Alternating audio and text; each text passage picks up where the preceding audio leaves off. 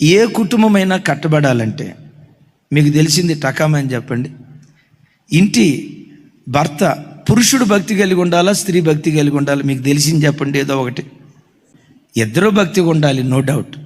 కానీ స్త్రీ కంటే ఏ ఇంట్లో పురుషుడు భక్తి కలిగిన వాడిగా బ్రతుకుతాడో, ఏ ఇంట్లో పురుషుడు మాదిరికరమైన ప్రవర్తనతో బ్రతుకుతాడో, ఏ ఇంట్లో పురుషుడు భార్య కానీ పిల్లలకు కానీ రోల్ మోడల్గా ఉంటాడో, ఆ ఇల్లు కట్టబడే విధానమే ప్రత్యేకంగా ఉంటుంది. సహజంగా అందరనే మాట ఏంటో తెలుసా? ఆడోళ్ళు భక్తి కలిగి ఉంటే కుటుంబాలు కట్టబడతాయండి. ఆడోళ్ళు భక్తి కలిగి ఉండాలి. మరి నువ్వు పూల రంగులాగా తిరుగుతావా? మరి నువ్వు నా జీవితం నా ఇష్టం అన్నట్టు జీవిస్తావా? లేదు. స్త్రీకి సహజ సిద్ధంగా ఎంతో కొంత దైవభక్తి ఉంటుంది. అయితే ఒక ఇంటిలో స్త్రీ భక్తిగా బ్రతికిన దానికంటే ఏ ఇంట్లో పురుషుడు భక్తిగా బ్రతుకుతాడో ఆ ఇల్లు కట్టబడే విధానమే ప్రత్యేకంగా ఉంటుంది. టకామని సమాధానం చెప్పండి. అబ్రహాము శారా వాళ్ళిద్దరిలో మంచి భక్తి కలిగిన వాళ్ళు ఎవరు?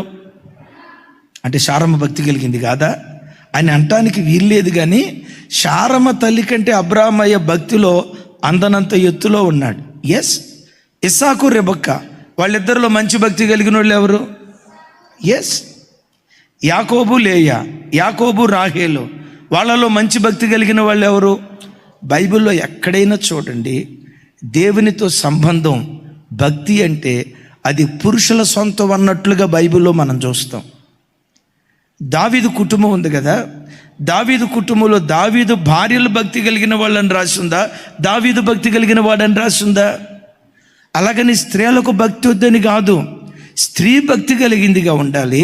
ఎట్ దట్ సేమ్ టైం ఆ ఇంటి యజమానుడు భర్త తన భార్య కంటే భక్తిలో ఒక అంతస్తు ఎత్తులో ఉంటే ఆ ఇల్లు కట్టబడే విధానమే ప్రత్యేకంగా ఉంటుంది.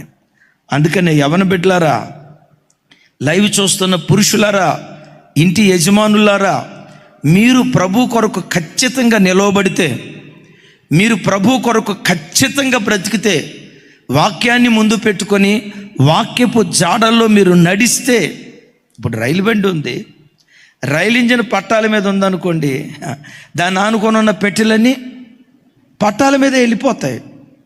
ఇంటి యజమానుడు పురుషుడు భర్త కుటుంబానికి రైలు ఇంజిన్ లాంటివాడు. భర్త ఒకడు పట్టాల మీద ఉంటే భార్య కానీ పిల్లలు కానీ చక్కగా దేవుని కృపలో సాగిపోవటానికి దేవుడు సహాయం చేయునుగాక.